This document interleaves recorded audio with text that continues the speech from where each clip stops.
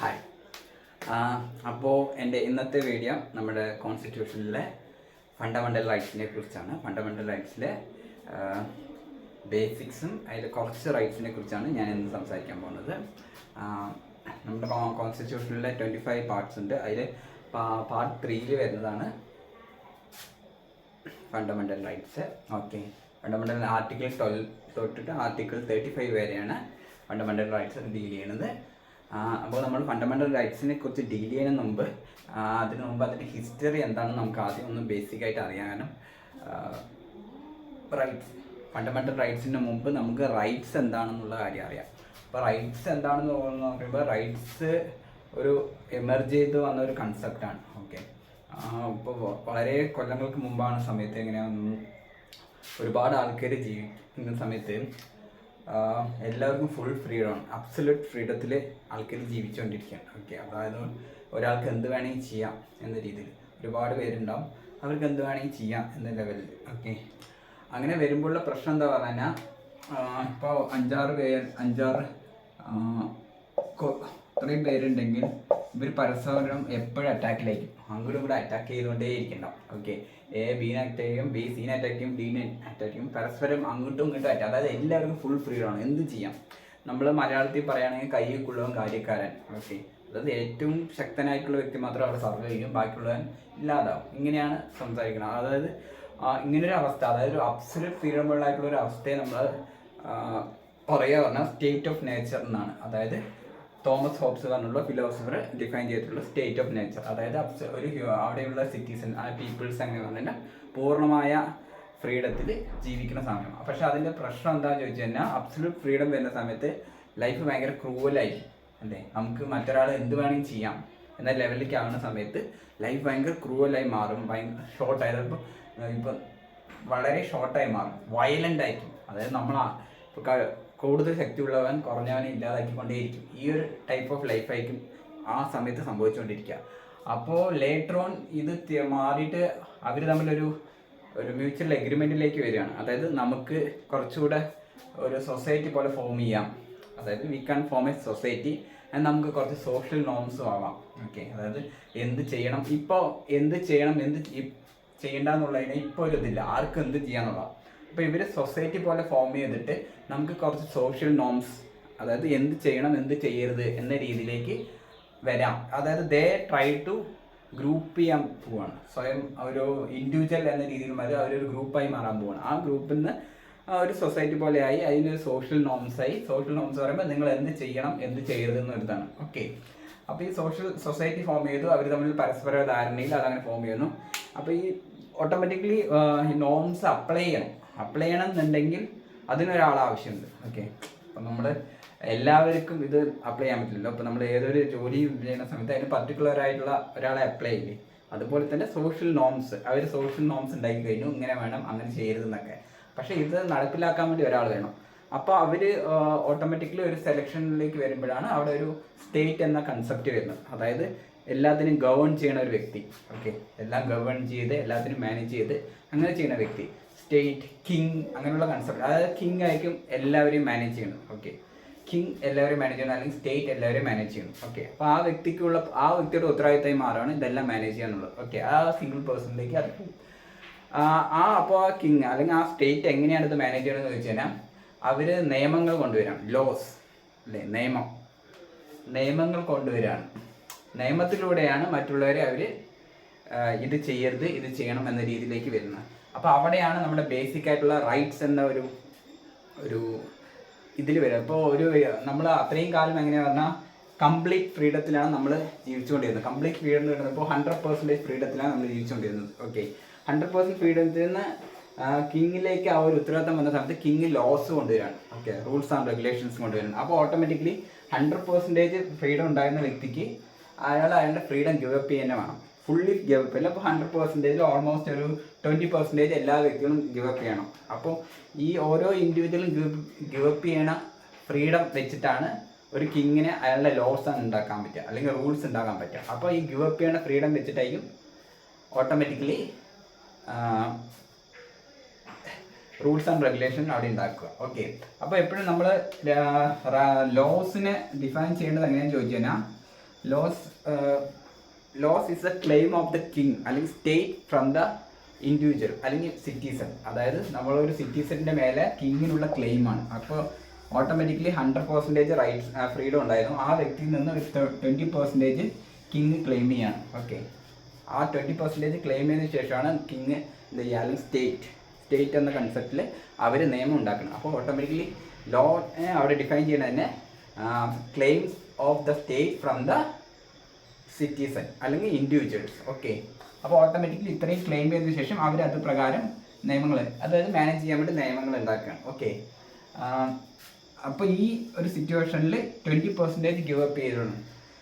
Over ടൈമിൽ എന്ത് സംഭവിക്കും ചോദിച്ചു കഴിഞ്ഞാൽ നമ്മുടെ കാൾ മാർക്സിൻ്റെ ഒരു ഡെഫിനിഷൻ അല്ലെങ്കിൽ ഒരു കോട്ടുണ്ട്, fire and power always have the tendency to expand. അതായത് ഫയറും പവറും എപ്പോഴും എക്സ്പാൻഡ് ചെയ്യാനുള്ള ഒരു ടെൻഡൻസി ഉണ്ടാകുന്നുണ്ട്. അപ്പോൾ ഓട്ടോമാറ്റിക്കലി ആദ്യം നമ്മളൊരു കിങ്ങിനൊക്കെ സെലക്ട് ചെയ്ത് ഈ സ്റ്റാർട്ട് ചെയ്യുന്ന സമയത്ത് ഒരു 20% ഉണ്ടായിരുന്ന ഒരു ലോ അല്ലെങ്കിൽ കിങ്ങിൻ്റെ പവർ എങ്ങനെയാണ് അത് എക്സ്റ്റെൻഡ് ചെയ്ത് വരും. ഓവർ എ ടൈം സിറ്റിസൺസിന് അവരുടെ മെജോറിറ്റി ഓഫ് പവേഴ്സ് അവർക്ക് നഷ്ടപ്പെടും. ഓക്കെ, മെജോറിറ്റി ഓഫ് ഫ്രീഡം, അതായത് അവിടെ കിങ് ഡോമിനൻ്റായി മാറുകയാണ്. ഓക്കെ, അതായത് സിറ്റിസൺസ് അവരുടെ മെജോറിറ്റി ഓഫ് പവേഴ്സ് അല്ലെങ്കിൽ ഫ്രീഡം നഷ്ടപ്പെടുകയാണ്. ഇപ്പോൾ മുമ്പ് 20% ഫ്രീഡം കൊടുത്തിട്ട് കിങ്ങിനെ അവിടെ നമ്മൾ ഭരിക്കാൻ വേണ്ടി വെച്ച സമയത്ത് അത് ഓവർ എ ടൈം മൂവ് ചെയ്ത് കിങ്ങിന് 80% പവറായി മാറുകയാണ്.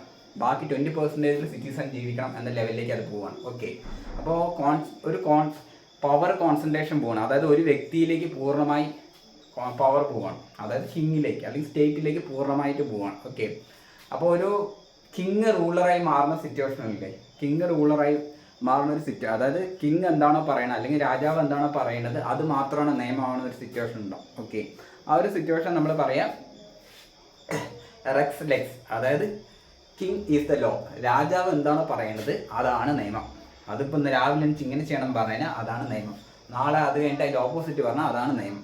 രാജാവ് എന്ത് പറഞ്ഞോ അതാണ് നിയമം. ഓക്കെ, അപ്പോൾ ഓട്ടോമാറ്റിക്കലി സിറ്റിസൺസിൻ്റെ ലൈഫ് ഭയങ്കര എന്താ പറയുക ഹാർഡായി മാറുകയാണ്. കാരണം അവരുടെ മെജോറിറ്റി ഓഫ് ഫ്രീഡം അവർക്ക് നഷ്ടപ്പെടുകയാണ്. ഓക്കെ, ഒരു കോമൺ തത്വമാണ് ഒരു വ്യക്തിക്ക് അയാളുടെ ഫ്രീഡം കൂടുതൽ നഷ്ടപ്പെടുന്നതോ അല്ലെങ്കിൽ അയാളുടെ ബേസിക് ആയിട്ടുള്ള റൈറ്റ്സ് നഷ്ടപ്പെടുന്നതോറും അയാൾ റെവല്യൂഷനുള്ള സ്പേസ് കൂടിക്കൊണ്ടേയിരിക്കും. അപ്പോൾ ഓവർ ടൈമിൽ ഇങ്ങനെ കിങ് അയാൾ എക്സ്റ്റെൻഡ് ചെയ്തുകൊണ്ടേ ഇരിക്കുകയാണ് പവേഴ്സ്. ഓക്കെ, ഇങ്ങനെ എക്സ്റ്റെൻഡ് ചെയ്ത് ഓട്ടോമാറ്റിക്കലി ലൈഫ് സിറ്റിസണിന് ഹാർഡായി. അപ്പോൾ അവർ റെവല്യൂഷൻ മൈൻഡ് സെറ്റിലേക്ക് കൺവേർട്ട് ചെയ്യപ്പെടും. ഓക്കെ, ഇങ്ങനെ റെവല്യൂഷൻ കൺവേർട്ട് ചെയ്തപ്പെട്ട് 1215 സമയത്ത് ഓക്കെ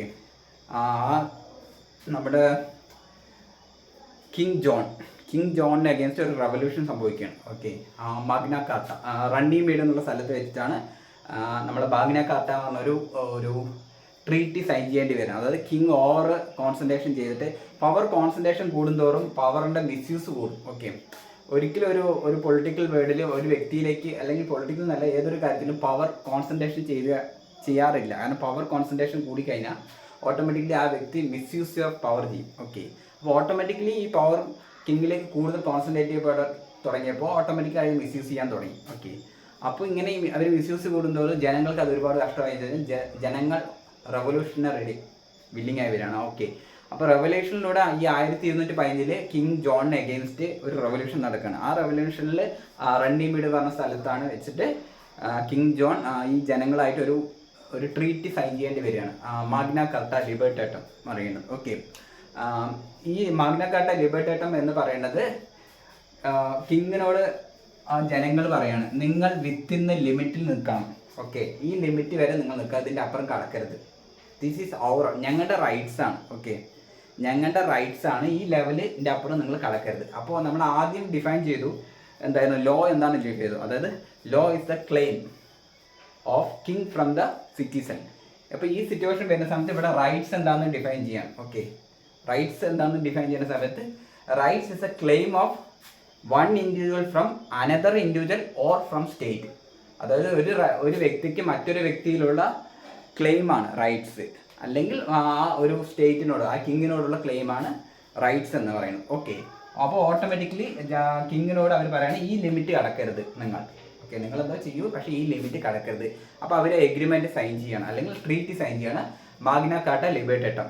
ഈ മാഗ്ന കാർട്ട ലിബർട്ടേറ്റം പറയുന്ന 1215 സൈൻ ചെയ്യണ അത് നമ്മുടെ ലീഗൽ വേർഡിൻ്റെ ഒരു ബിഗ് ബാങ് ആയിട്ടാണ് കൺസിഡർ ചെയ്യുന്നത്. ഓക്കെ, ബിഗ് ബാങ് പറഞ്ഞാൽ അറിയാം, നമ്മുടെ ഇന്നത്തെ പ്രപഞ്ചത്തിൽ നിന്ന് എല്ലാം ഉണ്ടായിട്ടുള്ളത് ഒരു ബിഗ് ബാങ്, ഒരു ചെറിയ ഇതിൽ നിന്ന് ബിഗ് ബാങ് ആയിട്ട് ഓരോ ഇതായി മാറിയതാണ്. ഇപ്പോൾ ഭൂമിയാണ് ശരി, എല്ലാം അതിൽ നിന്ന് ഉണ്ടായതാണെന്ന് പറയും. അതേപോലെ തന്നെ ലീഗൽ വേൾഡിലെ ഒരു ബിഗ് ബാങ് ആണ് ഈ മാഗ്ന കാർട്ട ലിബർട്ട എന്നായിട്ടാണ് കൺസിഡർ ചെയ്യുന്നത്. കാരണം എന്താ, എല്ലാ കാര്യങ്ങളും ഇന്ന് ലീഗലി ആയിട്ടുള്ള എല്ലാ കാര്യങ്ങളും ജനറേറ്റ് ചെയ്യപ്പെട്ടത് ഈ ഒരു ട്രീറ്റിയിൽ നിന്നാണ് എന്ന രീതിയിലാണ് കൺസിഡർ ചെയ്യപ്പെടുന്നത്. ഓക്കെ, അപ്പോൾ 1215 അവർ ട്രീറ്റി സൈൻ ചെയ്യണം. അങ്ങനെ നമ്മൾ റൈറ്റ്സ് എന്നൊരു കൺസെപ്റ്റ് അവിടെ വരികയാണ്. ഓക്കെ, അതായത് റൈറ്റ്സ് പറഞ്ഞൊരു കൺസെപ്റ്റ് ഇല്ല. അപ്പോൾ റൈറ്റ്സ്, അതായത് റൈറ്റ്സും ലോയും തമ്മിൽ ഒരു ഇത് വരികയാണ്. ഓക്കെ, ഗവൺമെൻറ് എന്താ അല്ലെങ്കിൽ കിങ് എന്താ പറയുക, കിങ്ങിൻ്റെ ഇത് പറഞ്ഞാൽ ലോ, സിറ്റിസൻ്റെ ഇത് എന്താ പറഞ്ഞാൽ റൈറ്റ്. അപ്പോൾ ഈ ലോ എന്ന ഒരു കൺസെപ്റ്റ് അവിടെ വന്നു, റൈറ്റ് എന്ന കൺസെപ്റ്റും വന്നു. ഓക്കെ, അപ്പോൾ ഈ സ്റ്റോറി അവിടെ ഉണ്ട്. ഓവർ ടൈം ഇങ്ങനെ ഓരോ കിങ് മാറുന്തോറും നിയമങ്ങൾ കുറച്ചുകൂടെ ഒക്കെ, ഈവൻ ദ ബേസിക് ആയിട്ടുള്ള റൈറ്റ്സ് അവിടെ അക്സെപ്റ്റ് ചെയ്യപ്പെട്ടാലും കിങ്ങിനനുസരിച്ച് ഓട്ടോമാറ്റിക്കലായിട്ട് അവരുടെ നിയമങ്ങളും അല്ലെങ്കിൽ റൈറ്റ്സും ഇങ്ങനെ മാറിക്കൊണ്ടേയിരിക്കും. പിന്നെ അടുത്തൊരു മേജറായിട്ടുള്ള ഇവൻ്റ് എന്താണെന്ന് ചോദിച്ചാൽ, റൈറ്റ്സ് ആയിട്ട് റിലേറ്റഡ് എന്താണെന്ന് ചോദിച്ചാൽ, നമ്മുടെ USA United state of America, അവരുടെ കോൺസ്റ്റിറ്റ്യൂഷൻ, ലോകത്ത് ആദ്യമായിട്ട് റിട്ടൺ കോൺസ്റ്റിറ്റ്യൂഷൻ എഴുതിയ ഒരു രാജ്യമാണ് അമേരിക്ക. ഓക്കെ, അതേപോലെ തന്നെ ലോകത്ത് ആദ്യമായിട്ട് അവരുടെ കോൺസ്റ്റിറ്റ്യൂഷനിൽ ഫണ്ടമെൻ്റൽ റൈറ്റ്സ് ഇൻക്ലൂഡ് ചെയ്ത രാജ്യമാണ് യുണൈറ്റഡ് സ്റ്റേറ്റ്. ഓക്കെ, അപ്പോൾ ഇവർ കോൺസ്റ്റിറ്റ്യൂഷൻ എഴുതിയതിന് ശേഷം അവരുടെ കോൺസ്റ്റിറ്റ്യൂഷൻ്റെ പിതാവായിട്ടുള്ള തോമസ് ജെഫേഴ്സൺ, അയാൾ ഭയങ്കരമായിട്ട് ഫീൽ ചെയ്യാണ്. എന്താ ഫീൽ ചെയ്യണമെന്ന് ചോദിച്ചു കഴിഞ്ഞാൽ, നമ്മൾ കോൺസ്റ്റിറ്റ്യൂഷനൊക്കെ എഴുതി, നമ്മളാണ് ഫസ്റ്റത്തെ റിട്ടൺ കോൺസ്റ്റിറ്റ്യൂഷനൊക്കെ എഴുതിയത്. ഓക്കെ, അതൊക്കെ സൂപ്പറാണ്. പക്ഷേ ഒരു കാര്യം ഞാൻ മിസ് ചെയ്ത് പോയി, അല്ലെങ്കിൽ നമ്മൾ മിസ് ചെയ്ത് പോയി. അപ്പോൾ എന്താണ് നോക്കുമ്പോഴാണ്, നമ്മുടെ കോൺസ്റ്റിറ്റ്യൂഷനിൽ നമ്മുടെ സ്റ്റേറ്റ് എന്ന് പറയുമ്പോൾ ഇപ്പോഴത്തെ നമ്മുടെ ഈ കേരള, പഞ്ചാബ് അങ്ങനത്തെ സ്റ്റേറ്റ് അല്ല. സ്റ്റേറ്റ് എന്ന് പറഞ്ഞാൽ ഓൾമോസ്റ്റ് ലൈക്ക് ഒരു റൂളർ, എന്താണ്, ഗവേൺ ചെയ്യുന്ന വ്യക്തി. ഓക്കെ, അപ്പോൾ സ്റ്റേറ്റ് എന്ത് ചെയ്യണം എന്നുള്ള കാര്യം മാത്രമേ നമ്മൾ കോൺസ്റ്റിറ്റ്യൂഷനിൽ പറഞ്ഞുള്ളൂ. എന്ത് ചെയ്യണ്ട എന്നുള്ള കാര്യം നമ്മൾ നമ്മുടെ കോൺസ്റ്റിറ്റ്യൂഷനിൽ പറഞ്ഞിട്ടില്ല എന്നുള്ള കാര്യം ആ തോമസ് ജെഫേഴ്സൺ റിയലൈസ് ചെയ്യണം. ലേറ്റർ ഓൺ ആണ് അവർ ആദ്യത്തെ കോൺസ്റ്റിറ്റ്യൂഷണൽ അമെൻമെൻറ്റിലൂടെ അവർ ഫണ്ടമെൻ്റൽ റൈറ്റ്സ്, 10 ഫണ്ടമെൻ്റൽ റൈറ്റ്സ് ആണ് USA കോൺസ്റ്റിറ്റ്യൂഷനിൽ അവർ ആദ്യത്തെ ഫസ്റ്റ് അമെൻമെൻറ്റ്സിലൂടെ കൊണ്ടുവരുന്നു. ഓക്കെ, കോൺസ്റ്റിറ്റ്യൂഷനിൽ 10 അമെൻമെൻറ്റ്സ് കൊണ്ടുവരുന്നു. അപ്പോൾ ഫണ്ടമെൻ്റൽ റൈറ്റ്സ് ആദ്യമായിട്ട് കോൺസ്റ്റിറ്റ്യൂഷനിൽ ഇൻക്ലൂഡ് ചെയ്യുന്ന രാജ്യം അവരായി മാറുകയാണ്. ഓക്കെ, അപ്പോൾ ഫണ്ടമെൻ്റൽ റൈറ്റ്സിലേക്ക് വരുന്ന സമയത്ത് നമ്മൾ മുമ്പ് റൈറ്റ്സ് എന്താണെന്ന് പഠിച്ചു. ഓക്കെ, റൈറ്റ്സ് എന്തായിരുന്നു? റൈറ്റ്സിൻ്റെ മീനിങ് എന്ന് പറയുന്നത് claim of one individual from another individual or from state. Okay, ഇപ്പം നമ്മൾ ഫോർ എക്സാമ്പിൾ എനിക്ക് സംസാരിക്കാനുള്ള റൈറ്റ് ഉണ്ട് എന്ന് പറയുമ്പോൾ എങ്ങനെയാണ്, എനിക്ക് സംസാരിക്കാനുള്ള റൈറ്റ് ഉണ്ട് പറയുമ്പോൾ ഓട്ടോമാറ്റിക്കലി മറ്റൊരു വ്യക്തിയോട് ഞാൻ മിണ്ടാണ്ടിരിക്കാൻ പറയാം. ഓക്കെ, ആ വ്യക്തിയിൽ ഞാൻ ക്ലെയിം ചെയ്യാണ്, സംസാരിക്കാൻ എനിക്ക് റൈറ്റ് ഉണ്ട്, യു ഷട്ട് അപ്പ്. ഓക്കെ, ആ വ്യക്തിക്ക് സംസാരിക്കാനുള്ള ഓപ്ഷൻ ഉണ്ട്, പക്ഷേ അറ്റ് പ്രസൻറ്റ് ഞാൻ ആ വ്യക്തിയോട് ക്ലെയിം ചെയ്യണം, നീ മിണ്ടാണ്ടിരിക്കുക, എനിക്ക് സംസാരിക്കണം. ഓക്കെ, അല്ലെങ്കിൽ എനിക്ക് ഈ പരിപാടി ചെയ്യണം, എനിക്ക് ഉറങ്ങണം, യു ഷട്ട് അപ്പ്, നീ സൗണ്ട് എടുക്കാതെ ഇരിക്കും. ആ വ്യക്തിക്ക് സൗണ്ട് എടുക്കാനുള്ള റൈറ്റ് ഉണ്ട്, പക്ഷേ അറ്റ് പ്രസൻറ്റ് ആ വ്യക്തിയോട് ഞാൻ ക്ലെയിം ചെയ്യാണ്, എനിക്ക് ഉറങ്ങണം, സോ നിങ്ങൾ മിണ്ടാണ്ടിരിക്കൂ. അപ്പോൾ റൈറ്റ്സ് പറഞ്ഞാൽ എന്താ, ഒരു വ്യക്തിക്ക് മറ്റൊരു വ്യക്തിയുടെ മേലെയുള്ള ക്ലെയിം ആവാം, ഒരു വ്യക്തിക്ക് ഒരു സ്റ്റേറ്റിൻ്റെ മേലെയുള്ള ക്ലെയിമും ആകാം. ഓക്കെ, റൈറ്റ്സ് പറഞ്ഞാൽ ഇതാണ്. ഓക്കെ, ഫണ്ടമെൻ്റൽ റൈറ്റ്സ് എന്ന് വരുമ്പോൾ അതിലൊരു ചെറിയ വേരിയേഷനാണ് വരുന്നത്. കാരണം ഫണ്ടമെൻ്റൽ റൈറ്റ്സ് എന്ന് പറയുന്നത് നമുക്ക് സ്റ്റേറ്റിൻ്റെ മേലെ മാത്രമേ ക്ലെയിം ചെയ്യാൻ പറ്റുള്ളൂ. ഓക്കെ, ഇൻഡിവിജ്വൽസിൻ്റെ മേലെ ക്ലെയിം ചെയ്യാൻ പറ്റില്ല. നമുക്ക് ക്ലെയിം ചെയ്യാൻ പറ്റുക സ്റ്റേറ്റ്സിൻ്റെ മേലെയാണ്. അപ്പോൾ ഫണ്ടമെൻ്റൽ റൈറ്റ്സ് എന്ന് പറഞ്ഞാൽ rights which are claim by the citizen of the country against state. Okay, സ്റ്റേറ്റിൻ്റെ അഗെയിൻസ്റ്റ് ആ സ്റ്റേറ്റിലെ സിറ്റിസണിനുള്ള ക്ലെയിമിനെയാണ് നമ്മൾ ഫണ്ടമെൻ്റൽ റൈറ്റ്സ് എന്ന് പറയാം. ഓക്കെ, ഫണ്ടമെൻ്റൽ റൈറ്റ്സ് എന്ന് എന്തുകൊണ്ടോ അതിന് പറയുന്നത് ചോദിച്ചാൽ, ഒന്നാമത് അത് ആ ഒരു രാജ്യത്തിൻ്റെ ഫണ്ടമെൻ്റൽ ലോ എന്ന് പറയുന്നത് അതിൻ്റെ കോൺസ്റ്റിറ്റ്യൂഷൻ ആയിരിക്കും. ആ കോൺസ്റ്റിറ്റ്യൂഷനിൽ ഒരു റൈറ്റ്സ് ഗ്യാരണ്ടി ചെയ്യണം. ആ ഗ്യാരണ്ടി ചെയ്യണം, അതായത് ഫണ്ടമെൻ്റൽ ലോ ഗ്യാരണ്ടി ചെയ്യുന്ന റൈറ്റ്സ് ആയിരിക്കും ഫണ്ടമെൻ്റൽ റൈറ്റ്സ്. അതായത് ഇന്ത്യൻ കോൺസ്റ്റിറ്റ്യൂഷൻ വരുന്ന സമയത്ത് ഇന്ത്യൻ കോൺസ്റ്റിറ്റ്യൂഷനാണ് ഇന്ത്യയുടെ ഫണ്ടമെൻ്റൽ ലോ. ആ ലോയിൽ ഗ്യാരണ്ടി ചെയ്യുന്ന ലോ ആണ് റൈറ്റ്സ് ആണ് ഫണ്ടമെൻ്റൽ റൈറ്റ്സ്. അപ്പോൾ ഫണ്ടമെൻ്റൽ റൈറ്റ്സ് ആണ്. പിന്നെ ഫണ്ടമെൻ്റൽ റൈറ്റ്സ് എന്ന് പറയുന്ന സമയത്ത് ഒരു ഹ്യൂമൻ എക്സിസ്റ്റൻസിന് വേണ്ടി മസ്റ്റ് ആയിട്ടുള്ള കുറേ റൈറ്റ്സ് ഉണ്ടാവും. ഓക്കെ, ഒരു ഹ്യൂമൻ എക്സിസ്റ്റൻസിന് വേണ്ടി മസ്റ്റ് ആയിട്ടുള്ള കുറേ റൈറ്റ്സ് ഉണ്ടാവും. അതായിരിക്കും നമ്മൾ ഫണ്ടമെൻ്റൽ റൈറ്റ്സിന് ഇൻക്ലൂഡ് ചെയ്തിട്ടുണ്ടാവുക. അതുകൊണ്ടാണ് അതിന് ഫണ്ടമെൻ്റൽ, ഇത് മസ്റ്റാണ്, അതില്ലാതെ പറ്റില്ല എന്ന ലെവലിലേക്ക് അത് കൺസിഡർ ചെയ്യണം. ഓക്കെ, ഇത് ഇസ് ഫണ്ടമെൻ്റൽ റൈറ്റ്. അപ്പോൾ USA കോൺസ്റ്റിറ്റ്യൂഷനിൽ അവർ ആദ്യം ഇൻക്ലൂഡ് ചെയ്തു. ഇനി ഇന്ത്യയിലേക്ക് വരികയാണ്. ഓക്കെ, ഇന്ത്യയിലേക്ക് വരുന്ന സമയത്ത് ഇന്ത്യക്ക് കോൺസ്റ്റിറ്റ്യൂഷൻ നമ്മൾ ഇൻഡിപെൻഡൻസ് 1947 കിട്ടി. ഇന്ത്യയുടെ കോൺസ്റ്റിറ്റ്യൂഷൻ എഴുതുന്നത് തുടങ്ങി 1948 സമയങ്ങളിലായിട്ട്. അപ്പോൾ നമുക്ക് അതായത് ഒരു ഓൾമോസ്റ്റ് ഒരു 350 ഇയേഴ്സ് ഇന്ത്യ അണ്ടർ ഒരു some kind of control of another country, അതായത് ബ്രിട്ടീഷ് കോളനി ആയിട്ട് കുറച്ച് കാലവും പിന്നെ കുറേ ഇതായിട്ട് ഒരു 350 വർഷം ഇന്ത്യയുടെ കൺട്രോളിലായിരുന്നു. അപ്പോൾ ഓട്ടോമാറ്റിക്കലി ഇന്ത്യൻ പീപ്പിൾസിന് അവരുടെ എല്ലാ റൈറ്റ്സും നഷ്ടപ്പെട്ടിരിക്കുന്ന ഒരു സിറ്റുവേഷനാണ്. ഓക്കെ, അത് ഇന്ത്യൻ പീപ്പിൾസിന് അവരുടെ എല്ലാവിധ റൈറ്റ്സും നഷ്ടപ്പെട്ടു. ആ ഇന്ത്യ ഇൻഡിപെൻഡൻസ് കിട്ടിയ ഇന്ത്യ കോൺസ്റ്റിറ്റ്യൂഷൻ എഴുതുന്ന സമയത്ത് ഈ ഇന്ത്യൻ സിറ്റിസൻസിനെ ഇന്ത്യക്ക് ഈ നഷ്ടപ്പെട്ട റൈറ്റ്സ് എല്ലാം അവർക്ക് തിരിച്ചു കൊടുക്കണം. ഓക്കെ, എങ്ങനെയാണ് തിരിച്ചു കൊടുക്കാം? അപ്പോൾ ഈ നഷ്ടപ്പെട്ട റൈറ്റ്സ് എല്ലാം ജനങ്ങൾക്ക് തിരിച്ചു കൊടുക്കാൻ വേണ്ടി നമ്മൾ കോൺസ്റ്റിറ്റ്യൂഷനിൽ അത് ഇൻക്ലൂഡ് ചെയ്യിപ്പിക്കാം. ഓക്കെ, അവർക്ക് എന്തെല്ലാം നഷ്ടപ്പെട്ടോ അതിന് 350 വർഷമായിട്ട് മറ്റൊരു വ്യക്തി നമ്മൾ റൂൾ ചെയ്തുകൊണ്ട് തന്നെ നമുക്ക് പലതരത്തിലുള്ള നഷ്ടങ്ങൾ സംഭവിച്ചിട്ടുണ്ട്. ഓക്കെ, പലതരത്തിലുള്ള റൈറ്റ്സ് നമുക്ക് നഷ്ടപ്പെട്ടു. ആ റൈറ്റ്സ് എല്ലാം നമുക്ക് തിരിച്ചു കൊടുക്കണം കോൺസ്റ്റിറ്റ്യൂഷനിലൂടെ. അപ്പോൾ അവർ റൈറ്റ്സ് രണ്ടായിട്ട് തരംതിരിക്കുന്നുണ്ട്. ഓക്കെ, ഒന്ന് ലീഗൽ ആൻഡ് പൊളിറ്റിക്കൽ റൈറ്റ്സ്, പിന്നെ ഒന്ന് social and economical rights. Okay, legal and political rights ആണ് നമ്മൾ ഫണ്ടമെന്റൽ റൈറ്റ്സിൽ പഠിക്കുന്നത്. ഓക്കെ, ഫണ്ടമെന്റൽ റൈറ്റ്സിൽ പഠിക്കുന്നത് ലീഗൽ ആൻഡ് പൊളിറ്റിക്കൽ റൈറ്റ്സ് ആണ്.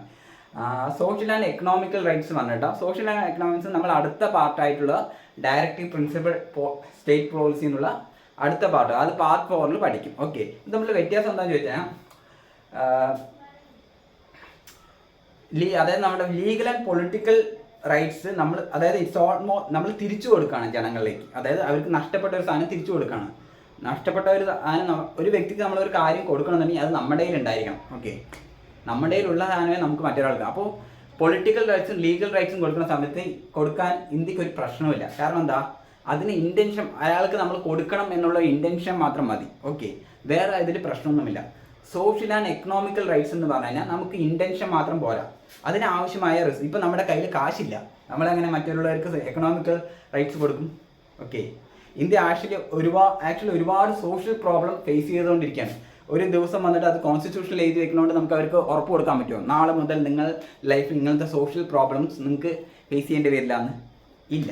ഓക്കെ, അപ്പോൾ ഈ സോഷ്യൽ എക്കണോമിക്കൽ പ്രോബ്ലംസ് അല്ലെങ്കിൽ ആ റൈറ്റ്സ് എന്നുള്ളത് ഇമ്മീഡിയറ്റ് ആയിട്ട് നമുക്ക് ഒരിക്കലും സിറ്റിസൺ കൊടുക്കാൻ പറ്റില്ല. അതുകൊണ്ടാണ് നമ്മളത് DPSPയിൽ കൊണ്ടുവച്ചിരിക്കുന്നത്. കാരണം ഫണ്ടമെന്റൽ റൈറ്റ്സിൽ വെക്കുന്ന എല്ലാ റൈറ്റ്സും നമുക്ക് ആ ഒരു ഡേറ്റിൽ, അതായത് നമ്മുടെ കോൺസ്റ്റിറ്റ്യൂഷൻ എന്നാണ് ഇൻറ്റു ഫോഴ്സ് ആണ് ആ ഡേറ്റ് മുതൽ നമുക്ക് അവൈലബിൾ ആണ്. പക്ഷേ DPSPയിൽ വെക്കുന്ന റൈറ്റ്സ് എന്ന് പറയുന്നത് നോട്ട് ഇമ്മീഡിയറ്റ്ലി അവൈലബിൾ. അത് നമ്മൾ DPSPയിൽ കൊടുക്കുന്ന റൈറ്റ്സ് എങ്ങനെയാണെന്ന് പറഞ്ഞാൽ സ്റ്റേറ്റ്സിനുള്ള ഒരു ഇൻസ്ട്രക്ഷൻ പോലെ കൊടുക്കണം. അതായത് ഒരു സ്റ്റേറ്റ് എപ്പോഴാണോ വില്ലിങ് ആണ് ഈ റൈറ്റ്സ് എല്ലാം കൊടുക്കണം, ആ സമയത്ത് നമ്മൾ ഈ റൈറ്റ്സ് എല്ലാം അവർ ജനങ്ങൾക്ക് കൊടുക്കണം. എപ്പോൾ വില്ലിങ് ആവണം, ആ വില്ലിങ്നെസ്, ആ റിസോഴ്സസ് ഉണ്ടെങ്കിൽ മാത്രമേ നമുക്ക് സോഷ്യൽ ആൻഡ് എക്കണോമിക്കൽ റൈറ്റ്സ് സിറ്റിസണിന് കൊടുക്കാൻ പറ്റുള്ളൂ. ലീഗൽ ആൻഡ് പൊളിറ്റിക്കൽ റൈറ്റ്സിലേക്ക് വരുന്ന സമയത്ത് നമുക്ക് റിസോഴ്സസിൻ്റെ ആവശ്യമില്ല. ഇൻറ്റൻഷൻ ഇത് കൊടുക്കണം, അതായത് തുല്യത കൊടുക്കണം, ഈക്വാളിറ്റി കൊടുക്കണം, ഇങ്ങനെ ഉള്ള ഇൻറ്റൻഷൻ മാത്രം മതി. അപ്പോൾ ഓട്ടോമാറ്റിക്കലി ഈ റൈറ്റ്സ്, അതായത് ലീഗൽ ആൻഡ് പൊളിറ്റിക്കൽ റൈറ്റ്സ് നമ്മുടെ ഫണ്ടമെന്റൽ റൈറ്റ്സിൽ 4 റൈറ്റ്സാണ് നമ്മൾ തിരിച്ചു കൊടുക്കാൻ പോകുന്നത്. ഓക്കെ, 4 റൈറ്റ്സ് നമ്മൾ മെയിനായിട്ട് തിരിച്ചു കൊടുക്കുന്ന സമയത്ത് ഏതാ? Legal and political rights. ഇത് നമ്മൾ ഫണ്ടമെന്റൽ റൈറ്റ്സിൽ കീപ്പ് ചെയ്യുന്നു. സോഷ്യൽ ആൻഡ് എക്കണോമിക്കൽ റൈറ്റ്സ് ഇത് എവിടെ കീപ്പ് ചെയ്യുന്നു? DPSPയിൽ കീപ്പ് ചെയ്യുന്നു. അതായത് നമ്മൾ നെക്സ്റ്റ് പാർട്ടിൽ അത് കീപ്പ് ചെയ്യുന്നു. ഓക്കെ, അത് മാൻഡറ്ററി ആയിട്ട് കൊടുക്കണം എന്നില്ല. അതായത് ഒരു സ്റ്റേറ്റ് എപ്പോഴാണോ അതിനുള്ള എബിലിറ്റി ഉണ്ടാകേണ്ടത്, ഓക്കെ, ഒരു സ്റ്റേറ്റിനെ ആ ഒരു റൈറ്റ്സ്, അതായത് ഇപ്പോൾ നമ്മൾ 1950 ഭയങ്കര പൂവറായിട്ടുള്ള കൺട്രിയാണ്. ഓക്കെ, നമ്മൾ ഭയങ്കര പൂവറായിട്ടുള്ള കൺട്രി ആക്കുന്ന സമയത്ത് നമുക്ക് ഒരിക്കലും നമ്മുടെ രാജ്യത്ത് ജീവിക്കുന്ന എല്ലാ വ്യക്തികൾക്കും ഭയങ്കര എക്കണോമിക്കലായിട്ടുള്ള ഹെൽപ്പ് ചെയ്യാൻ പറ്റുമോ? ഇല്ല. അപ്പോൾ നമ്മൾ എപ്പോഴാണോ രാജ്യം എക്കണോമിക്കലി ബെറ്റർ ആകുന്ന സമയത്തേ നമുക്കത് ചെയ്യാൻ പറ്റുള്ളൂ. അതുകൊണ്ടാണ് അത് ഫ്യൂച്ചറായിട്ട് വെക്കുന്നത്. ഓക്കെ, ഫ്യൂച്ചറിൽ എപ്പോഴാണോ നമുക്കത് ചെയ്യാൻ കഴിയുന്ന എബിലിറ്റി വരുന്നത്. പക്ഷേ അതായത് DPSP എന്ന് പറയുന്നത് തന്നെ നമ്മളെപ്പോഴും ഒരു ഗവൺമെൻറ് അവരുടെ ഭരിക്കുന്നതിൻ്റെ ഇതിൽ ഇൻക്ലൂഡ് ചെയ്യേണ്ട കുറച്ച് സജഷൻസ് ആണ്. നിങ്ങൾ ചെയ്യണം, അങ്ങനെ ചെയ്യണം എന്നാൽ മാത്രമേ ഉള്ളൂ, മസ്റ്റില്ല. നിങ്ങൾക്ക് പറ്റുന്ന ചെയ്ത് ഇൻവോൾവ് ചെയ്ത് വരണം. ഓക്കെ, പക്ഷേ ഫണ്ടമെന്റൽ റൈറ്റ്സ് പറഞ്ഞാൽ ഗവൺമെൻറ്റിന് ചോയ്സ് ഇല്ല. ഇമ്മീഡിയറ്റ്ലി 1950 അതായത് ഇന്ത്യൻ കോൺസ്റ്റിറ്റ്യൂഷൻ റെഡി ആവണം, അപ്പോൾ മുതൽ പറ്റണം. ഓക്കെ, അപ്പോൾ ഇന്ത്യൻ കോൺസ്റ്റിറ്റ്യൂഷനിലേക്ക് വന്നു, ഫണ്ടമെന്റൽ റൈറ്റ്സിലേക്ക് വന്നു. ഫണ്ടമെന്റൽ റൈറ്റ്സിൽ കൊടുത്തിട്ടുള്ള ലീഗൽ ആൻഡ് പൊളിറ്റിക്കൽ റൈറ്റ്സ് ആണ് അതിൽ കൊടുത്തിട്ടുള്ളത്. ഓക്കെ, പിന്നെ ലീഗൽ ആൻഡ് പൊളിറ്റിക്കൽ റൈറ്റ്സിലേക്ക് വന്നു. നമുക്ക് ഫണ്ടമെന്റൽ റൈറ്റ്സിൽ വരുന്ന സമയത്ത് ഫസ്റ്റ് റൈറ്റ് എന്ന് പറയുന്നത് ഈക്വാളിറ്റിയാണ്. Okay, equality, right to equality, article 14 to 18 deal ചെയ്യണം. ഇതിന് മുമ്പ് 2 ആർട്ടിക്കിൾ തന്നെ ഫണ്ടമെന്റൽ റൈറ്റ്സിലുണ്ട്. അതിൽ ആർട്ടിക്കിൾ 12 ഉണ്ട്. ആർട്ടിക്കിൾ 12 എന്ന് പറയുന്നത് സ്റ്റേറ്റിനെ ഡിഫൈൻ ചെയ്യാണ്. എന്താണ് സ്റ്റേറ്റ്? ഓക്കെ, അതായത് നമ്മൾ ആദ്യം തന്നെ ഞാൻ ഫണ്ടമെന്റൽ റൈറ്റ്സിന്റെ ഡെഫിനേഷനിൽ പറഞ്ഞു, നമുക്ക് ഫണ്ടമെന്റൽ റൈറ്റ്സ് ക്ലെയിം ചെയ്യാൻ പറ്റിയ സ്റ്റേറ്റിന്റെ അഗേൻസ്റ്റ് മാത്രം. അതായത് നമ്മൾ ഫണ്ടമെന്റൽ റൈറ്റ്സ് വെച്ചിട്ട് ഒരു കേസ് പോകുന്നത് എപ്പോഴും സ്റ്റേറ്റിന്റെ അഗേൻസ്റ്റ് ആയിരിക്കും. ഓക്കെ, ഇൻഡിവിജ്വലിന്റെ അഗേൻസ്റ്റ് നമുക്ക് ഫണ്ടമെന്റൽ റൈറ്റ്സ് വെച്ചിട്ട് കേസ് പോകില്ല. കേസ് പോകുന്നത് എപ്പോഴും എഗേൻസ്റ്റ് സ്റ്റേറ്റ്. അതായത് ഇപ്പോൾ against Kerala government, against central government, against Tamil Nadu government, ഒരു ഗവൺമെന്റ് അല്ലെങ്കിൽ അതിന്റെ സ്റ്റേറ്റോ അവർ റിലേറ്റഡ് ആയിട്ടുള്ള അതിന്റെ ഏതെങ്കിലും വെപ്പണിന്റെ അഗേൻസ്റ്റ് ആയിരിക്കും നമ്മുടെ കേസ് പോവുക. ഓക്കെ, അപ്പോൾ സ്റ്റേറ്റ് എന്താണ് എന്ന് ഡിഫൈൻ ചെയ്യുന്ന ഒരു ആർട്ടിക്കിളാണ് article 12. Okay, article 13. Okay, article 13 എന്ന് പറയുന്നത് ലോ. എന്താണ് ലോ എന്ന് ഡിഫൈൻ ചെയ്യുന്നതാണ്. ഓക്കെ, നമ്മുടെ ഫണ്ടമെന്റൽ റൈറ്റ്സ് വയലേറ്റ് ചെയ്യുമ്പോഴാണ് നമ്മൾ ഓട്ടോമാറ്റിക്കലി കേസിന് പോവുക. ഓക്കെ, അപ്പോൾ എങ്ങനെയാണ് അത് വയലേറ്റ് ചെയ്യുക? നമ്മൾ സ്റ്റേറ്റിന്റെ അഗേൻസ്റ്റ് കേസ്, സ്റ്റേറ്റിനാണ് നമ്മുടെ ഫണ്ടമെന്റൽ റൈറ്റ്സ് വയലേറ്റ് ചെയ്യുക. എങ്ങനെ സ്റ്റേറ്റ് വയലേറ്റ് ചെയ്യുക? സ്റ്റേറ്റ് പലതരത്തിലുള്ള നിയമങ്ങൾ ഇറക്കും. ആ നിയമങ്ങൾ ഇറക്കുന്ന സമയത്ത് അത് നമ്മുടെ കോൺസ്റ്റിറ്റ്യൂഷൻ അല്ലെങ്കിൽ നമ്മുടെ ഫണ്ടമെന്റൽ റൈറ്റ്സിന്റെ അഗേൻസ്റ്റ് ആണെന്ന് നമ്മൾ ഫീൽ ചെയ്യുമ്പോഴാണ് നമ്മൾ പോവുക. അപ്പോൾ നിയമം എന്താണ് എന്നത് ഡിഫൈൻ ചെയ്യുന്നതാണ് ആർട്ടിക്കിൾ 30. ഈ രണ്ടത് ആദ്യത്തെ. പിന്നെ നമ്മുടെ റൈറ്റ്സ് ബേസ് ആയിട്ടുള്ള സ്റ്റാർട്ട് ചെയ്യുന്നത് ആർട്ടിക്കിൾ 14 ആണ്. അത് ആർട്ടിക്കിൾ 40 തൊട്ട് ആർട്ടിക്കിൾ 18 വരെ ഡീൽ ചെയ്യുന്നത് റൈറ്റ് ഓഫ് ഈക്വാളിറ്റി കൊണ്ടുവരാനുള്ള റൈറ്റ്സ് ആണ്. Okay, article 90 right to freedom ആണ്. ആർട്ടിക്കിൾ 20 to 22 പറയുന്നത് റൈറ്റ് ഓഫ് പ്രൊട്ടക്ഷൻ ആണ്. ആർട്ടിക്കിൾ 23 to 24 എന്ന് പറയുമ്പോൾ right against exploitation. Article 25 to 28 freedom of religion. Okay, article 29 13 പറയുന്നത് കൾച്ചർ ആൻഡ് മൈനോറിറ്റീസിന്റെ റൈറ്റ്സ് ആണ്. ആർട്ടിക്കിൾ 31 അത് ഇപ്പോൾ റിപ്പീൽ ചെയ്തു, പ്രോപ്പർട്ടിക്കുള്ള റൈറ്റ് ആണ്.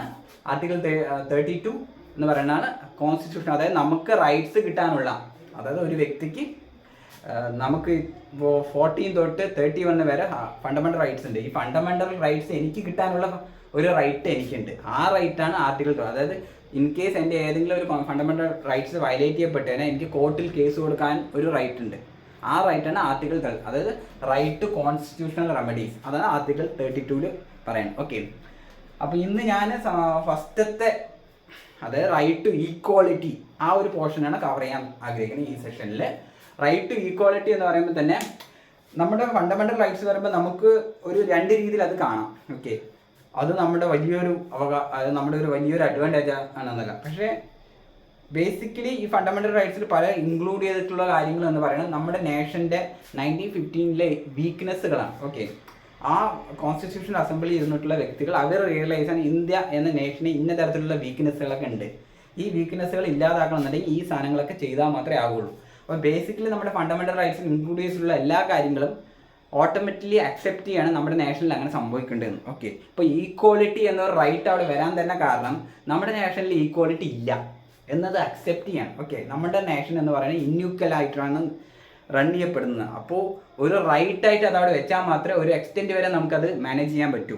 ഓക്കെ, അംബേദ്കറിൻ്റെ ഒരു ഇതുണ്ട്, through this constitution we are not ensuring that equality but we try to reduce the inequality. അതായത് വെറുതെ ഇൻഇക്വാലിറ്റി, അതായത് ഈ കോൺസ്റ്റിറ്റ്യൂഷനിലൂടെ ഞങ്ങൾ ഈക്വാലിറ്റി തരുന്ന പൂർണ്ണമായി ഉറപ്പ് തരില്ല, പക്ഷേ ഇൻഇക്വാലിറ്റി ഉള്ള ഒരു സൊസൈറ്റിയിൽ ഈക്വാലിറ്റി കൊണ്ടുവരാനുള്ളൊരു ശ്രമമാണ് അവർ നടത്തുന്നത്. ഓക്കെ, അപ്പോൾ ഓട്ടോമാറ്റിക്കലി ഇതിൽ പറയുന്ന റൈറ്റ്സുകളെല്ലാം ഓൾമോസ്റ്റ് ലൈക്ക് ഇന്ത്യയുടെ വീക്ക്നെസ്സുകളാണ്. ഓക്കെ, ഇപ്പോൾ നമുക്കൊരു കാര്യം ഇങ്ങനെ വേണമെന്ന് എടുത്ത് പറയാൻ കാരണം എന്താ, അത് നാച്ചുറലായിട്ട് അവിടെ സംഭവിക്കില്ല. ഓക്കെ, ഇപ്പോൾ നാച്ചുറലായിട്ട് തന്നെ എല്ലാവരും ഈക്വലായിട്ട് ട്രീറ്റ് ചെയ്യപ്പെടുന്നുണ്ടെങ്കിൽ അതൊരു റൈറ്റായിട്ട് നമ്മൾ വെക്കേണ്ട ആവശ്യമേ ഇല്ല. ഓക്കെ, ഇപ്പോൾ നാച്ചുറലായിട്ട് എല്ലാവർക്കും ഫ്രീഡം കിട്ടുന്നുണ്ടെങ്കിൽ ഒരു ഫ്രീഡം നമ്മൾ റൈറ്റായിട്ട് വെക്കേണ്ട ആവശ്യമില്ല. അത് കിട്ടില്ല എന്നുള്ള കാര്യം അവർക്കറിയാം. അതായത് ഈ കോൺസ്റ്റിറ്റ്യൂഷൻ ഉണ്ടാക്കിയവർക്ക് നല്ല ബോധമുണ്ട് ഈ സാധനം ഇന്ത്യയിൽ നടക്കുന്ന പരിപാടിയല്ല. പക്ഷേ ഇത് നടക്കണം, അത് ഈ സാധനങ്ങളെല്ലാം ഇന്ത്യയുടെ സിറ്റിസൺസിന് അവൈലബിൾ ആയി മാറണം. പക്ഷേ ഇത് നാച്ചുറലി ഒരിക്കലും സംഭവിക്കില്ല, അതിനൊരു നിയമം ആവശ്യമാണ് എന്നുള്ള ബോധമുള്ളതുകൊണ്ടാണ് അവർ ആ കാര്യങ്ങളെല്ലാം ഫണ്ടമെന്റൽ റൈറ്റ്സിൽ ഇൻക്ലൂഡ് ചെയ്തിട്ടുള്ളത്. അപ്പോൾ അതിൽ ആദ്യത്തെ റൈറ്റ്സ് ആണ് റൈറ്റ് ടു ഈക്വാളിറ്റി. ഓക്കെ, കാരണം നമുക്കറിയാം ഇന്ത്യ എന്ന് പറയുന്ന ഒരു ഡൈവേഴ്സ് കൺട്രിയാണ്. അതായത് ഒരേ സ്വഭാവമുള്ള കൺട്രിയാണ്. ജോഗ്രഫിയിലാണ് ശരി, പല കാര്യത്തിലും ഭയങ്കരമായിട്ട് ഡൈവേഴ്സ് ആയിട്ടുള്ള കൺട്രിയാണ്. ഡൈവേഴ്സ് ആയിട്ടുള്ള ഒരു വീട്ടിൽ വ്യത്യസ്തരായിട്ടുള്ള 5 പേരുണ്ടെങ്കിൽ അവർ തമ്മിൽ തുല്യത വരില്ല. ഓക്കെ, അതുപോലെയാണ് ഇന്ത്യയുടെ അവസ്ഥ പറയുന്നത്. ഇന്ത്യ പലതരത്തിലുള്ള വ്യക്തികൾ ചേർന്ന ഒരു രാജ്യമാണ്, അല്ലെങ്കിൽ പലതരത്തിലുള്ള സിറ്റുവേഷൻ, ജോഗ്രഫിലി എല്ലാ രീതിയിലും പലതരമാണ്. ലാംഗ്വേജ് പലതാണ്, ഓക്കെ, അവിടുത്തെ ക്ലൈമറ്റ് പലതാണ്, എല്ലാ കാര്യത്തിലും ഇപ്പോൾ വേറെ നമ്മൾ പലപ്പോഴും പല രാജ്യങ്ങളെ വെച്ച് ഇന്ത്യയെ കമ്പയർ ചെയ്യും. ഓക്കെ, അത് ഭയങ്കര മോശമായിട്ടുള്ള കാര്യമാണ്. പല രാജ്യങ്ങൾക്കും സിംഗിൾ ഐഡൻറ്റിറ്റി ഉള്ളത്. അതിന് അവരുടെ ഫുൾ ഇതും ഒരേ ക്ലൈമറ്റ് ആയിരിക്കും, ഫുള്ളും ഒരേ ലാംഗ്വേജ് ആയിരിക്കും, ഫുള്ള് ഒരേ റിലീജിയൻ ആയിരിക്കും. ഓക്കെ, എല്ലാ കാര്യവും സെയിം ആയിരിക്കും. അതുകൊണ്ടാണ് അവർക്ക് അങ്ങനെ ഈസി ആയിട്ട് അത് മാനേജ് ചെയ്യാൻ പറ്റുന്നത്. പക്ഷേ ഇന്ത്യ അങ്ങനെ ഒരു കൺട്രി അല്ല. ഇന്ത്യ എന്ന് പറയുന്നത് ഭയങ്കര മിക്സ് ആയിട്ടുള്ള ഒരു കൺട്രിയാണ്. ഓക്കെ, ഭയങ്കര മിക്സ്, എല്ലാ കാര്യത്തിലും മിക്സാണ്. ഓക്കെ, അപ്പോൾ അത്രയും മിക്സ് ആയിട്ടുള്ള ഒരു നാഷനെ ഗവേൺ ചെയ്ത് കൊണ്ടുപോകാൻ പറയുന്നത് അത്ര ഈസി ആയിട്ടുള്ള ഒരു ടാസ്ക് അല്ല. ഓക്കെ, നോട്ട് ഈസി അല്ല. പക്ഷേ നമ്മൾ പലപ്പോഴും ഇന്ത്യയെ ക്രിറ്റിസൈസ് ചെയ്യും. ഓക്കെ, ഇന്ത്യ അവിടെ നോക്കി പഠിക്കുക, അവിടെ എന്താണ്, അവിടെയൊക്കെ പറഞ്ഞാൽ ചിലപ്പോൾ റിലീജിയൻ എടുക്കുകയാണെന്നുണ്ടെങ്കിൽ അവിടെ ഒറ്റ റിലീജിയനേ ഉണ്ടാവുള്ളൂ. ലാംഗ്വേജ് എടുക്കുകയാണെങ്കിൽ ഒറ്റ ലാംഗ്വേജ് ഉണ്ടാവുള്ളൂ. ഓക്കെ, അവിടുത്തെ ജോഗ്രഫിക്കൽ സിറ്റുവേഷൻ പറഞ്ഞാൽ ഒരേ സിറ്റുവേഷൻ ആയിരിക്കും. അപ്പോൾ കാര്യങ്ങൾ ഈസിയാണ്. പക്ഷേ ഇന്ത്യ എന്ന് പറയുന്നത് ഭയങ്കര ഡൈവേഴ്സാണ്, എല്ലാ രീതിയിലും ഭയങ്കര ഡൈവേഴ്സ് ആയിട്ടുള്ളതുകൊണ്ട്. അതുകൊണ്ട് തന്നെ നമ്മൾ പറയാൻ ഡൈവേഴ്സിറ്റി, യൂണിറ്റി ഇൻ ഡൈവേഴ്സിറ്റി പറയണം. നമ്മൾ ഡൈവേഴ്സിറ്റിയിൽ ജീവിക്കുന്ന വ്യക്തികളാണ്. അപ്പോൾ അവിടെ മാനേജ് ചെയ്യുക പറഞ്ഞാൽ ഈസി അല്ല.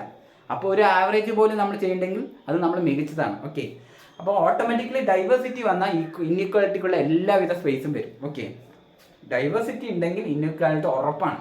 അപ്പോൾ ഓട്ടോമാറ്റിക്കലി അതിൽ ഈക്വാലിറ്റി കൊണ്ടുവരാനുള്ള ഒരു എഫേർട്ടിൽ കൂടിയാണ് നമ്മുടെ റൈറ്റ് ഈക്വാലിറ്റി എന്നൊരു ആർട്ടിക്കിൾ സ്റ്റാർട്ട് ചെയ്യുന്നത്.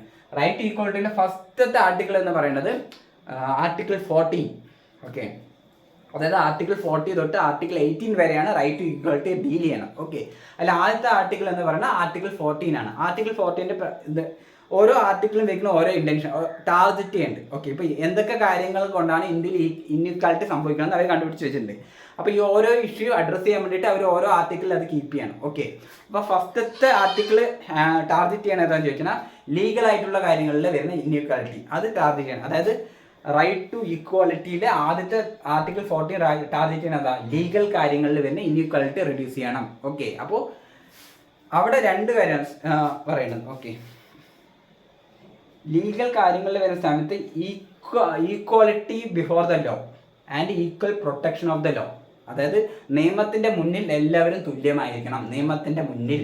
ഓക്കെ, അതായത് ഈ ഫസ്റ്റത്തെ ആർട്ടിക്കിൾ ഡീൽ ചെയ്യാൻ പോകുന്നത് നിയമത്തിൽ വരുന്ന ഈക്വാലിറ്റിയെ കുറിച്ചാണ്, അല്ലെങ്കിൽ നിയമത്തിൽ വരുന്ന ഇൻഇക്വാലിറ്റിയെ കുറിച്ചാണ്. അപ്പോൾ ഇതിൽ പറയുന്ന രണ്ട് കാര്യങ്ങളാണ്. ഇന്ത്യയിലെ എല്ലാ സിറ്റിസൺസ് അല്ലെ every person should be equal, അതായത് നിയമത്തിന് മുന്നിൽ ഈക്വൽ ആയിരിക്കണം, നിയമത്തിന് അവർക്ക് ഈക്വൽ സംരക്ഷണവും കിട്ടണം. ഓക്കെ, ഇതാണ് പറയുന്നത് ഇതിൻ്റെ ടെറിട്ടറി. ഇതിൽ ഈക്വാലിറ്റി ബിഫോർ ലോ എന്നൊരു കൺസെപ്റ്റും പറയും, ഈക്വൽ പ്രൊട്ടക്ഷൻ ഓഫ് ലോ എന്ന് പറയും. ഓക്കെ, ഇത് രണ്ട് കൺസെപ്റ്റാണ്. ഒരു കൺസെപ്റ്റ് വരുന്നത് നമ്മൾ UK എന്നും ഒരു കൺസെപ്റ്റ് വരുന്നത് USA എന്നാണ്. Okay, equality before the law എന്ന് പറയുന്ന സമയത്ത് അതിൻ്റെ അർത്ഥം എന്താണെന്ന് വെച്ച് കഴിഞ്ഞാൽ നിയമത്തിൻ്റെ മുന്നിൽ എല്ലാവരും തുല്യരാണ്. ഇതിൽ വലിയവനെന്നില്ല, ചെറിയവനില്ല, ആ ജാതി എന്നില്ല, ഈ ജാതി എന്നില്ല, റിച്ച് എന്നില്ല, പൂർ എന്നില്ല, എഡ്യൂക്കേറ്റഡ് എന്നില്ല, അൺഎഡ്യൂക്കേറ്റഡ് എന്നില്ല, ഈ ജോലി കാര്യം ചെയ്യാം, അങ്ങനെയല്ല. നിയമത്തിന് മുന്നിൽ എല്ലാവരും തുല്യമാണ്. നമ്മൾ കോടതി പോകുമ്പോൾ കണ്ണ് കെട്ടി വെച്ചിട്ടുണ്ടാവും. ഓക്കെ, കണ്ണ് കെട്ടി വെച്ചിട്ടുണ്ടാവും. അപ്പോൾ ആരാണെന്ന് നോക്കില്ല, ഞാൻ ആരാണെന്ന് അറിയാതെയാണ് ജഡ്ജ്മെൻറ്റ് കൊടുക്കുക. നിയമത്തിൻ്റെ മുന്നിൽ എല്ലാവരും തുല്യമാണ്, ആരെയും ഡിസ്ക്രിമിനേറ്റ് ചെയ്യാൻ പറ്റില്ല, no discrimination. Okay, equality before law പറയുന്ന സമയത്ത് നോ ഡിസ്ക്രിമിനേഷൻ, നിയമത്തിൻ്റെ മുന്നിൽ എല്ലാവരും തുല്യരാണ്. Okay, equal protection of law എന്ന് പറയുന്ന സമയത്ത് equal should be treated as equal, unequal should not be treated like equal. അതായത് ഇപ്പോൾ രണ്ട് വ്യക്തികൾ, അവർ രണ്ടും തുല്യമായ വ്യക്തികളാണെന്നുണ്ടെങ്കിൽ അവർ തുല്യമായി നമുക്ക് പരിഗണിക്കാം, അവർ രണ്ടുപേരും തുല്യമല്ലാതിരിക്കാം. ഓക്കെ, ഇപ്പോൾ ഒരു വ്യക്തി മറ്റൊരു വ്യക്തി പറഞ്ഞാൽ ഭയങ്കര ഹാൻഡിക്യാപ്റ്റഡാണ്, ഇവർ രണ്ടുപേർക്കും ഒരേ നിയമം അപ്ലൈ ചെയ്യാൻ പറ്റുമോ നമുക്ക്? ഓക്കെ, ഫസ്റ്റത്തെ നമ്മുടെ ഈക്വാലിറ്റി ബിഫോർ ദ ലോ പറഞ്ഞത് എന്താ പറഞ്ഞത്, എല്ലാവരും തുല്യരാണ്. നോ, അതിൽ ഡിസ്ക്രിമിനേഷനില്ല, ആരും വലിയവനില്ല, ആരും ചെറിയവനില്ല. അതുകൊണ്ട് തന്നെ തുല്യമായിട്ട് എല്ലാ നിയമങ്ങളും അപ്ലൈ ചെയ്യുന്നു. രണ്ടാമത്തെ കൺസെപ്റ്റ് വരുന്നത്, അതായത് ഇതൊരു USA കൺസെപ്റ്റാണ്, അതായത് equal protection before the law. Equal protection before the law കൊണ്ട് ഉദ്ദേശിക്കുന്നത് ഇക്വിറ്റി കൊടുക്കുക എന്നുള്ളതാണ്, നീതി. ഓക്കെ, നീതി. അതായത് ഇപ്പോൾ ഒരു എല്ലാം ഓക്കെ ആയിട്ടുള്ള വ്യക്തിയും ഒരു ഹാൻഡിക്യാപ്ഡിനെയും തുല്യമായി ട്രീറ്റ് ചെയ്യാൻ പറ്റില്ല. ഓക്കെ, ഒരു മെന്നെയും വുമണിനെയും തുല്യമായി ട്രീറ്റ് ചെയ്യാൻ പറ്റില്ല. കാരണം ഇന്ത്യൻ സൊസൈറ്റിയിൽ വുമൺ എപ്പോഴും ഒരു സോഷ്യലി സെക്കൻഡറി ആയിട്ട് കൺസിഡർ ചെയ്യണം. അപ്പോൾ അവരെ നമുക്ക് ഒരിക്കലും മെന്നായിട്ട് നിൽക്കാം, വുമണിന് കുറേ സപ്പോർട്ട് കൊടുക്കേണ്ടി വരും. ഓട്ടോമാറ്റിക്കലി SC ST, ഓക്കെ, ഇങ്ങനെ കുറച്ച് ബാക്ക്വേർഡ് ആയിട്ടുള്ള ആൾക്കാർ അവരും ഫ്രണ്ടിൽ നിൽക്കുന്നവരും തുല്യമായി ട്രീറ്റ് ചെയ്യാൻ പറ്റുമോ? ഇല്ല. അപ്പോൾ ആവശ്യമായിട്ടുള്ള സിറ്റുവേഷനുകളിലെല്ലാം ഡിസ്ക്രിമിനേഷൻ ചെയ്യണം. ഫസ്റ്റത്തേൽ പറയുന്നത് നോ ഡിസ്ക്രിമിനേഷൻ ആണെങ്കിൽ സെക്കൻഡ് സിറ്റുവേഷനിൽ പറയുന്ന അനിവാര്യമായ ഡിസ്ക്രിമിനേഷൻ നമ്മൾ ചെയ്യണം. ഓക്കെ, അനിവാര്യമായ discrimination to bring them up. അതായത് എല്ലാവരും തുല്യമായ ലെവലിലേക്ക് എത്താൻ വേണ്ടിയിട്ട്. ചിലപ്പോൾ നമ്മുടെ ഇപ്പോൾ സൊസൈറ്റി എടുത്ത് നോക്കുന്ന സമയത്ത് ചിലവർ ഈ ഹൈറ്റിലുണ്ടാവും, ചിലവർ ഈ ഹൈറ്റിലുണ്ടാവും, ചിലവർ ഈ ഹൈറ്റിലുണ്ടാവും. അപ്പോൾ എല്ലാവരെയും ഒരേ ഇതിലേക്ക് എത്തിക്കാൻ വേണ്ടിയിട്ട് ഇയാളെ ലിഫ്റ്റ് ചെയ്ത് ഇവിടെ കൊണ്ടുവരണം. ഓക്കെ, ഇയാൾക്ക് ആ ഹെൽപ്പ് കൊടുക്കുന്നില്ല. ഓക്കെ, ഇയാൾക്ക് മാത്രമേ ആ ഹെൽപ്പ് കൊടുക്കുന്നുള്ളൂ. അപ്പോൾ എന്താ, ഇത് ഓട്ടോമാറ്റിക്കലി ഡിസ്ക്രിമിനേഷൻ. പക്ഷേ ഈ ഡിസ്ക്രിമിനേഷൻ അലൗഡാണ്. കാരണം എന്താ, ഈ ഡിസ്ക്രിമിനേഷൻ എന്ന് പറയുന്നത് നമ്മൾ ഇക്വിറ്റി കൊണ്ടുവരാം, എല്ലാവരും തുല്യമാക്കാൻ വേണ്ടി ചെയ്യുന്ന കാര്യമാണ്. അതായത് നമ്മുടെ സൊസൈറ്റി പറയുന്നത് അൺഈക്വൽ സൊസൈറ്റിയാണ്. അതിന് ഈക്വൽ ആക്കാൻ വേണ്ടിയിട്ട് നമ്മൾ കുറച്ച് ഡിസ്ക്രിമിനേഷൻ ചെയ്യേണ്ടി വരും. അതാണ് ഈക്വൽ പ്രൊട്ടക്ഷൻ ഓഫ് ലോ എന്ന് പറയുന്നത്. ഈ USA റൂളിൻ്റെ ഒരു പ്രത്യേകത എന്ന് വെച്ച് കഴിഞ്ഞാൽ അവരെപ്പോഴും ഇപ്പോൾ ഒരാളെ മർഡർ ചെയ്ത് കഴിഞ്ഞാൽ ഒരു ശിക്ഷയുണ്ട്. ആ ശിക്ഷ തന്നെയാണ് ഇന്ത്യയിൽ കൊടുക്കുക. ഓക്കെ, അതിപ്പോൾ എങ്ങനെ ചെയ്താലും ഒരു ശിക്ഷ. പക്ഷേ US വരുമ്പോൾ അവർ മർഡറിൻ്റെ ഡെപ്ത് അങ്ങനെ കുറേ, അതായത് ഇപ്പോൾ ഒരാളെ നമ്മൾ ഒറ്റ ഒരു വണ്ടി ഇടിച്ച് കൊല്ലുകയാണ് വെക്കുക, അപ്പോൾ ഒരു ശിക്ഷയാക്കി. ചിലപ്പോൾ ആ വണ്ടിയും കൊണ്ട് അയാൾ വീണ്ടും അയാളെ മേലെ കയറ്റി ഭയങ്കരമായിട്ട് മൃഗീയമായി കൊല്ലുകയാണ്, അപ്പോൾ അവർ ശിക്ഷ. രണ്ടാവിടെയും നടന്നിട്ടുള്ള മർഡറാണ്. ആദ്യം നടന്നപ്പോഴും ആൾ മർഡറാണ്, സെക്കൻഡ് സിറ്റുവേഷനിൽ മർഡറാണ്. പക്ഷേ US വരുന്ന സമയത്ത് അവർ ഭയങ്കരമായിട്ട് ഭയങ്കര അതിൻ്റെ ഡെപ്തൊക്കെ മാറുന്ന അതിനനുസരിച്ച് അവർ ശിക്ഷയും മാറ്റിക്കൊണ്ട്. ഇന്ത്യയിൽ വരുന്ന സമയത്ത് അവരിപ്പോൾ മർഡർ ആണെന്നുണ്ടെങ്കിൽ മർഡറിന് എത്രയും, ഇപ്പോൾ മൃഗീയമായിട്ടാണ് ശരി, ഇങ്ങനെയാണ് ശരി, അങ്ങനെ ഒരു കൺസെപ്റ്റിലേക്ക് വരും. ഓക്കെ, അപ്പോൾ USA കൺസെപ്റ്റാണ്. USA കൺസെപ്റ്റിൽ പറയുന്നത് ഡിസ്ക്രിമിനേഷൻ ചെയ്യാന്നുള്ളതാണ്. ഓക്കെ, UK കൺസെപ്റ്റിൽ എന്താ പറയുന്നത്, നോ ഡിസ്ക്രിമിനേഷൻ, അതായത് എല്ലാവരും തുല്യമായിട്ട് കീപ്പ് ചെയ്യണം എന്നുള്ളതാണ്. നമ്മൾ ഡിസ്ക്രിമിനേഷൻ ചെയ്യുക പറയുമ്പോൾ ഇന്ന് വരുമ്പോൾ നിങ്ങളെങ്ങനെയല്ലേ ഒരു ഇതിൻ്റെ ഫ്രണ്ടിൽ പോകുമ്പോൾ, നമ്മളൊരു കോടതിൻ്റെ മുന്നിൽ പോകുമ്പോൾ നിങ്ങൾ ഇതല്ല, അങ്ങനെയല്ല. ഡിസ്ക്രിമിനേഷൻ ചെയ്യണം നമ്മൾ നിയമങ്ങളിലൂടെയാണ്. സ്പെഷ്യൽ ലോസ് ഉണ്ട്. അപ്പോൾ വുമൻസിന് വേണ്ടി സ്പെഷ്യൽ ലോസ് ഉണ്ടാവും, ചിൽഡ്രന് വേണ്ടി സ്പെഷ്യൽ ലോസ് ഉണ്ടാവും, SC/STക്ക് വേണ്ടി സ്പെഷ്യൽ ലോസ്, പോളിസീസ്, റെഗുലേഷൻ, ഇങ്ങനെയൊക്കെ ഈ ഡിസ്ക്രിമിനേഷനാണ് ഉദ്ദേശിക്കുന്നത്. ആക്ച്വലി ഇത് ഡിസ്ക്രിമിനേഷൻ അല്ല, നമ്മൾ എക്വിറ്റി സെർവ് ചെയ്യാൻ വേണ്ടിയിട്ട് കൊടുക്കുന്ന ഒരു എക്സ്ട്രാ ആക്ഷനാണ്. ഓക്കെ, അത് ഡിസ്ക്രിമിനേഷൻ. മെജോറിറ്റി പീപ്പിൾസും അതൊരു ഡിസ്ക്രിമിനേഷനായിട്ട് കാണുന്നത്. എന്താ വുമൺ അങ്ങനെ ട്രീറ്റ് ചെയ്യുക, നമ്മളെന്താ അങ്ങനെ ട്രീറ്റ് ചെയ്യണമെന്ന് ചോദിക്കും. ആക്ച്വലി വുമൺ ഇന്ത്യൻ സൊസൈറ്റിയിൽ ബാക്കിൽ നിൽക്കുന്നതുകൊണ്ട് അവരെ ഫ്രണ്ടിലേക്ക് കൊണ്ടുവരാൻ വേണ്ടിയുള്ള ഒരു എഫേർട്ട് മാത്രമാണ് അത്. ആ എഫേർട്ട് കാരണം അവർ ഓട്ടോമാറ്റിക്കലി ബാക്കിലാണ്, അവരെ ഫ്രണ്ടിലേക്ക് കൊണ്ടുവരാന്നുള്ളതിന് വേണ്ടിയുള്ള ഒരു എഫേർട്ട് കൊടുക്കണം. അപ്പോൾ അതൊരു ഡിസ്ക്രിമിനേഷൻ ആയിട്ട് നമുക്ക് കൗണ്ട് ചെയ്യാൻ പറ്റില്ല. ഓക്കെ,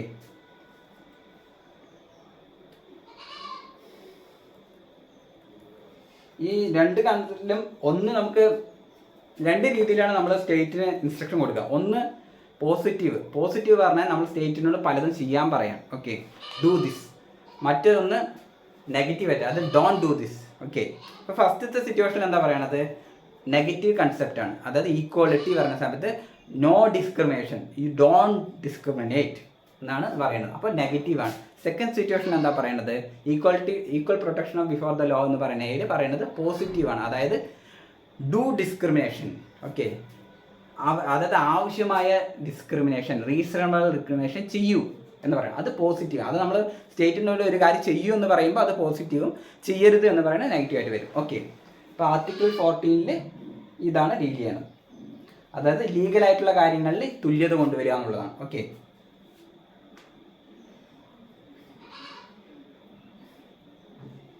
പിന്നെ ആർട്ടിക്കിൾ 14 കുറച്ച് എക്സെപ്ഷൻസ് ഉണ്ട്. എക്സെപ്ഷൻസ് വരുന്ന സമയത്ത്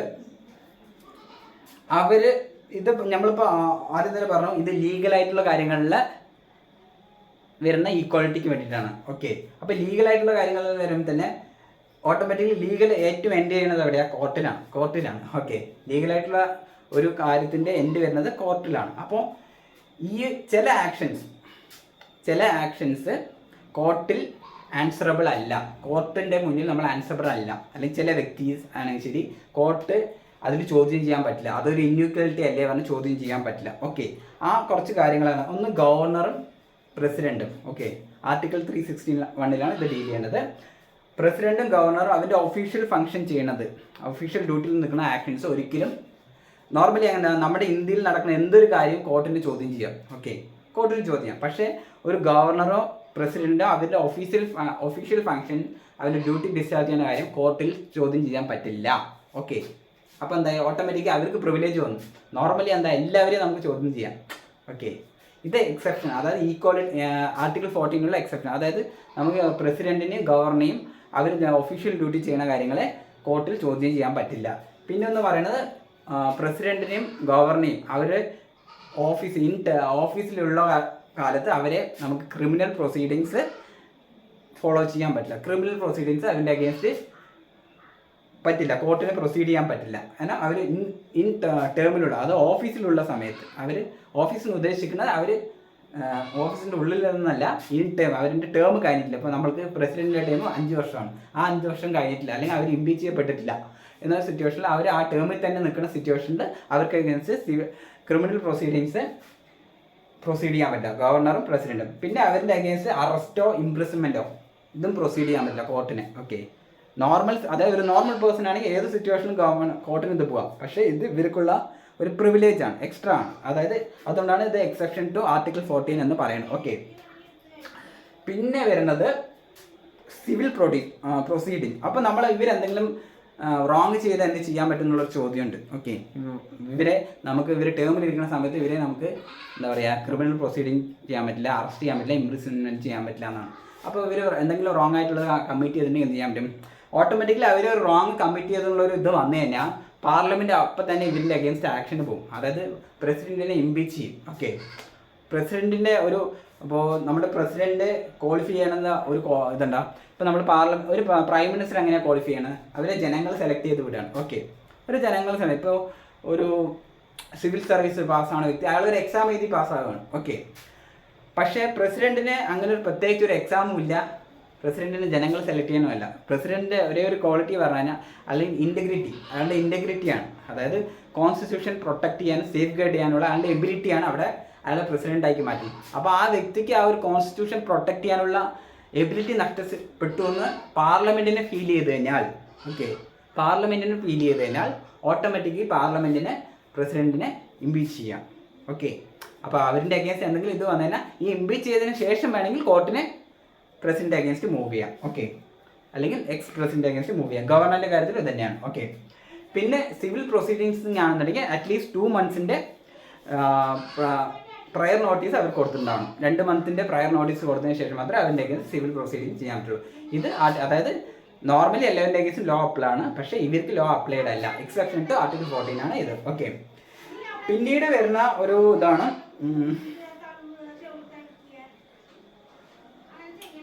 നമ്മുടെ members of the parliament and members of the